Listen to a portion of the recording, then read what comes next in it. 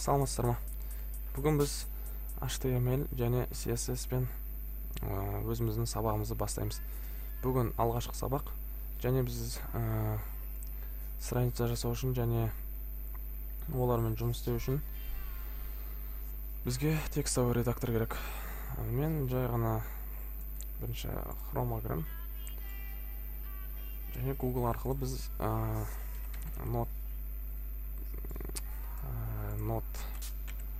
Notepad++ты аламыз. Бұл өте ыңғайлы қолданғанға, және ішіне көптеген пайдалы нәрселері бар текстовый редактор. Яғни как раз бізге керек құрал жабдық, яғни сайт жасауға. Релиз аламыз. Февраль 18-ден шықты. Басамыз. Енді download'та басамыз. Сонымен мына жерде кетеді. Менде бұл бар, мен бұны алып жүрмей қойын. Істейік. Енді олымыз қайда біздің? Олымыз мына бетте екен. Яғни ашамыз.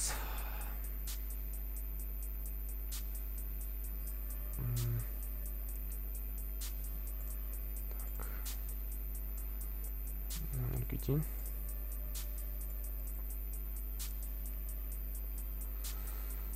Енді мынау қарапайым текстовый редактор. Бұл жерде әр нәрсе жаза беруге де болады, былай.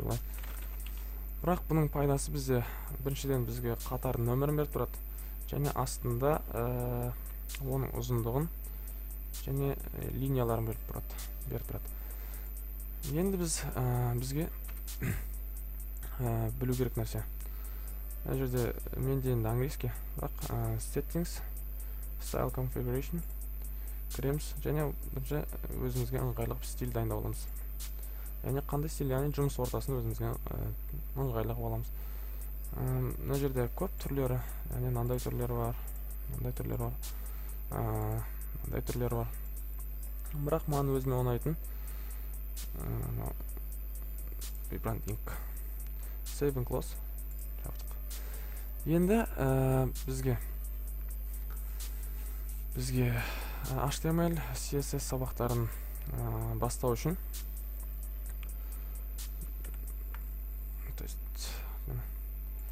қарапайым бір орта, яғни бір папка создать етеміз, яғни жазымыз HTML, CSS деп. Енді осының ішінде біздің сабақтарымыз тұрады, яғни проектіміз. Яғни проект ретінде жұмыс істейміз. Енді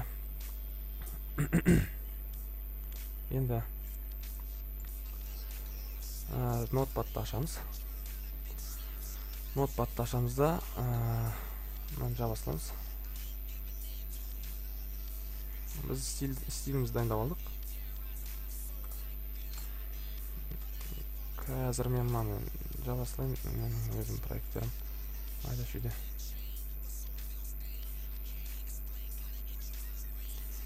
Яғни сіздерде осылай ашылады. Енді біз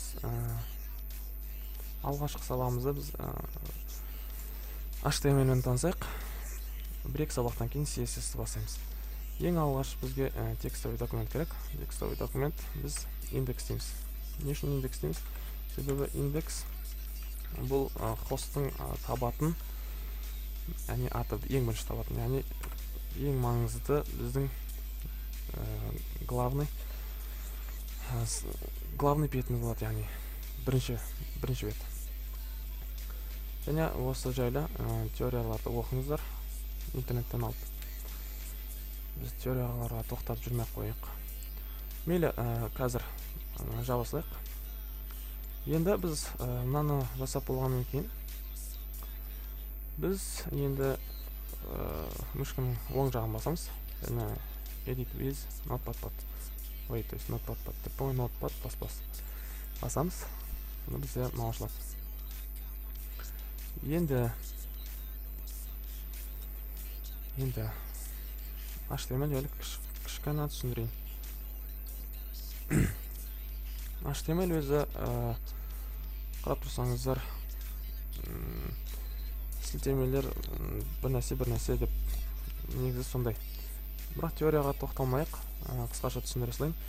HTML-де өзі элементтер болады, оны тегтер деп атаймыз енді.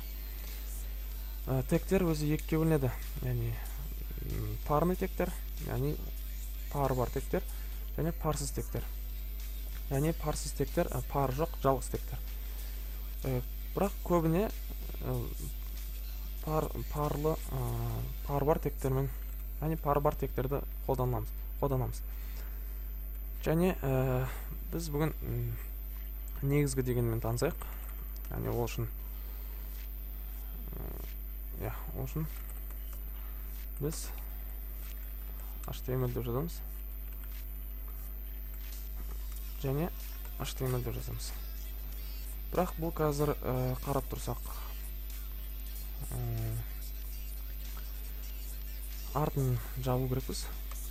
Енді бұл былай қарап тұрсақ, пары бар тег. Яғни екеуі бір-біріне пар. Бұл HTML біздің ең главный документ осы. Яғни жазатын страницамыз осының ішінде орналасады. Енді страницамыздың біздің басы болады. Басының ішінде title деген тегтер болады. Байқап отырсаңыздар, барлығы пары бар тегтер. Title. Яғни артын жауып отырамыз, яғни пары бар тегтердің артын жауып отырамыз сондай слешпен. Енді бір ат берейік, мысалы, менің бірінші веб сайтым десек болады, веб бетім десек те болады, өзіңізге байланысты. Бұл жерге тағы көптеген құжаттарды жалғай аламыз, яғни линк, анау, оны алдап өтеміз. Енді қазір денені істейік, сайттың денесі. Сайттың денесі деп атқанымыз, яғни body. Body'да пары бар тег. Енді біздің барлық яғни сайтта орналасатын, яғни сайттың денесі осы. Яғни сайт жазсақ, осының ішіне жазамыз. Енді қарапайым біз ең көп қолданмалы қарапайым заголовктарды, яғни хидерлерді қолданайық. Яғни сондай тегтер бар, h деп аталатын. Яғни h1. Ол пары бар тег. h1. Бұл h1, яғни бұл h1 деген тег. Бұл h деген сөз хидер деген шыққан, яғни заголовок қалай болатын қазақша. Заголовок дей берейік. Яғни заголовок бұл бізде мысалы кез келген нәрсенің мысалы атын берсек болады. Және біз сондай-ақ параграфтарын танысайық, яғни абзац. Бұл абзацтың ішіне біз сөздер жазыламыз. Яғни көптеген қатарлар болып төмен қарай кете беретін. Ал мынау бір қатар ғана. Яғни бірінші жазайық. Экранға шығару үшін мысалы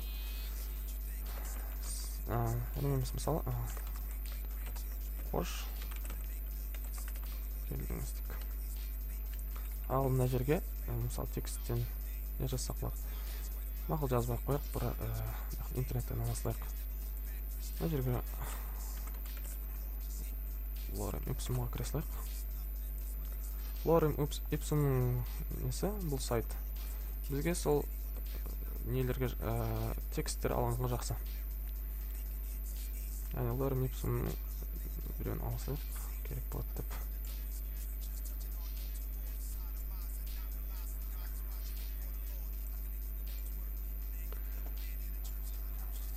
Яғни мына жерге ставить дей саламыз. Бұл былай қарай кетті, бірақ бізге ол қызық емес. Енді сақтаймыз бұны. Яғни Ctrl-ды басып тұрып S басамыз. Яғни Ctrl-ды басып тұрып S басамыз. Сонда қызыл болып тұрған өшті байқасаңыздар.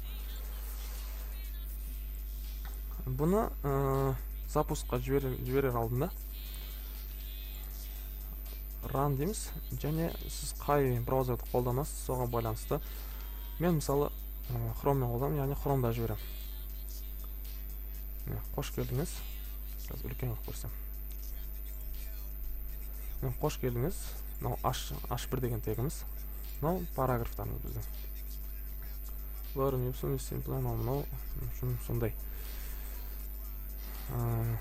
Тыңдағандарыңызға рахмет. Бұл біздің бірінші сабағымыз болатын. Өздеріңіз көптеген эксперименттер істеп көрсеңіздер болады. Және егер сұрақтарыңыз болса, маған жазыңыздар. Онда келесі сабақта кездескенше. Келесі сабақта кездескенше.